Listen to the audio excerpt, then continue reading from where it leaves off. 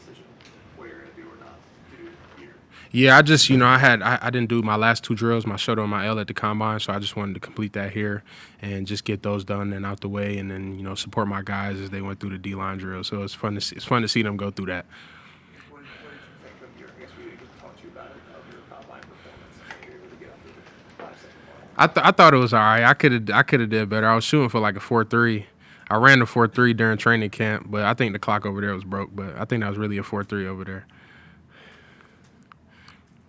Any NFL teams in particular talking to you the most, or basically were you able to talk to? So I had probably like 25 formal meetings, and then the other 7 teams I'm probably gonna go on visits over there and talk to them. But I'm through my time there, I talked to all 32 teams.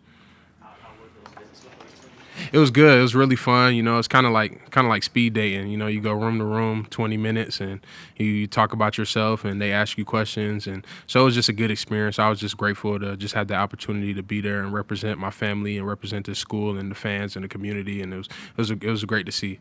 How was it out there competing with your heroes again on the field? It was good. It was really good. I had TD out there in my group. We had both D tackles. We held it down, and it was just good to see a familiar face. Because it just felt like I was back home here. Felt like I was back at Clemson, just doing the summer workout, and just went through the motions and did the best that I could. Gave it all I had, and I'm pretty happy with my outcome. But I'm always striving to do better. For myself. So it's some more out there. For me to grab, and I'm gonna go out there and get it when the time being. I saw that you had family here. How important is it to have your family here, seeing you do this today? Yeah, it's really good. I got both my parents right there, my dad and my mom. They always show up. I remember, freshman year when I wasn't playing, I was on the bench. I would tell them not to come. Like, I don't want you to come see me on the bench, but they still came and they always showed up. So I'm very appreciative of them, and just seeing their support. It just makes me go harder. So every time I see their face, it makes me go harder out there, and I'm very thankful for them because just growing up, they did a lot for me, and it's my time to give back. So I'm prepared for that, and God willing, I'll be able to do that one day. Process been like for you, and do you pay attention to the outside noise of people projecting you as this or projecting you as that? It's kind of hard not to notice it as a whole. What's going on?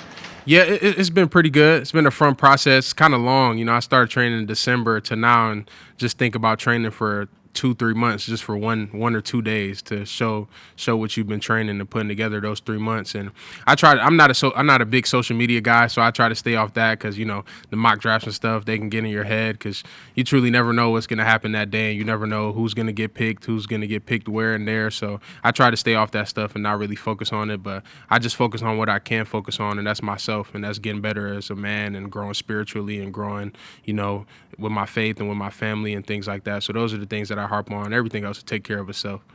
We hear from the guys over and over that you guys are well prepared for these experiences, for these opportunities.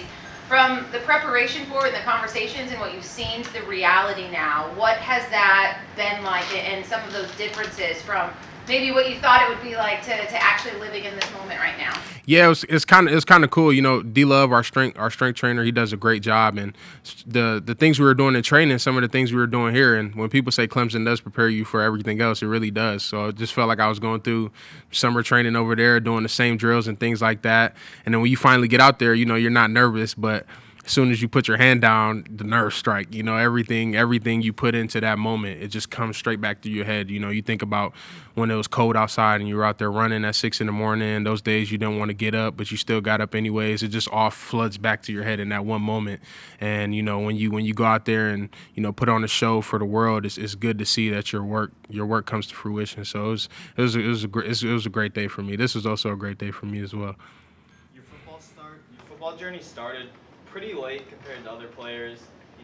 Being on the stage right now, is this something you could have imagined the first time you put on your helmet and shoulder pads? Nah, I thought I was going to be an NBA player, man. I could go on and on about that. I thought I was playing basketball until I started playing football. My mom over there, she didn't want me to play football because she thought they were going to hurt me.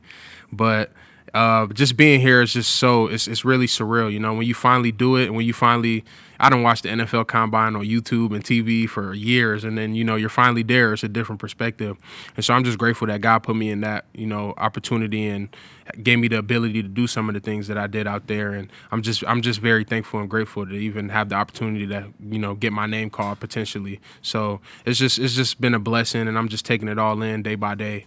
And you said at the combine that you're sort of a human sponge. You're trying to take in all this knowledge and absorb everything about the game. But what have you learned about yourself during this whole entire process? Shoot, I've learned that I'm a tough guy. I'm a dog.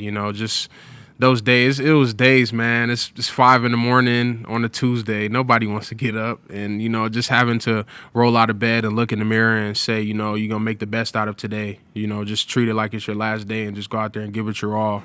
And I just learned how much I overcome adversity and things of that nature just throughout this process. And it was just grateful to see me transform into what I'm transforming to. I haven't even scratched the ceiling of what I know I can become, but I'm excited for what the future holds and where it's gonna take me. Where do you go from here before the draft? So I'm just gonna stick around here, train with my guy D Love and TD. Some of my guys, Sheridan and JP, we're gonna stick around here, train for a little bit, and then go on my visits. I got a couple visits scheduled right now, and take those visits and just go home a couple times, maybe just throughout the process. It's kind of, you just wait now, and so you gotta occupy yourself in the time being. So I'm just gonna occupy myself with working out and being with my family and being with my boys. Draft day, what your family wants to do?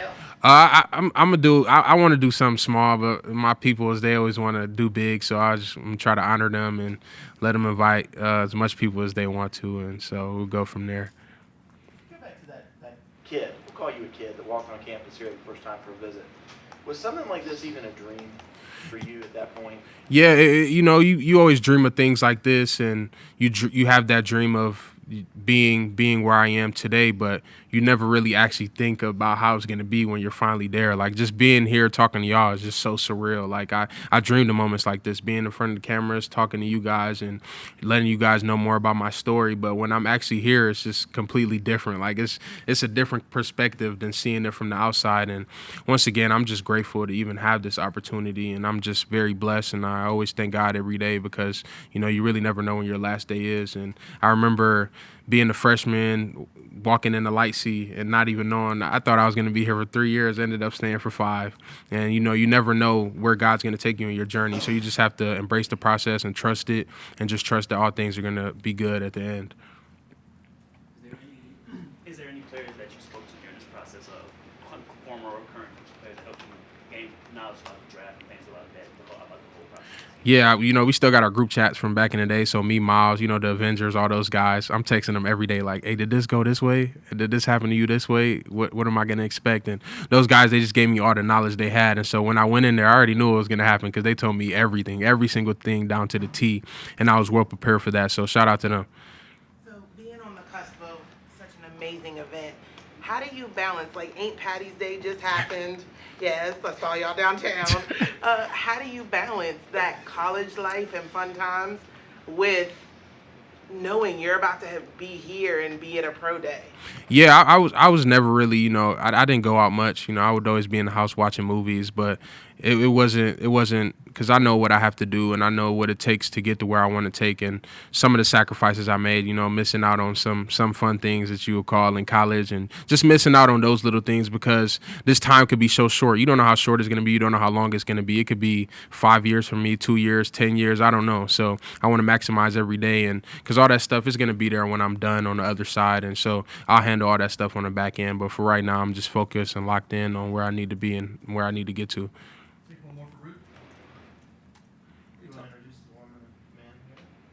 My dad, Daniel Orhorhoro, and my mom, Florence Orhorhoro. One more question. Talk about the group chat. They prepared you. Were there any questions that you got from NFL teams that were really interesting or really weird? Shoot, somebody asked TD if he'd pick Sexy Red or Glorilla. That was the only wild question that I heard. I don't know what that has to do with football, but that was the only wild one that I heard. But I didn't get too off the wall questions. I would hope he picked Glorilla. I mean, I feel like she's the better rapper. Appreciate y'all. Thank you guys so much.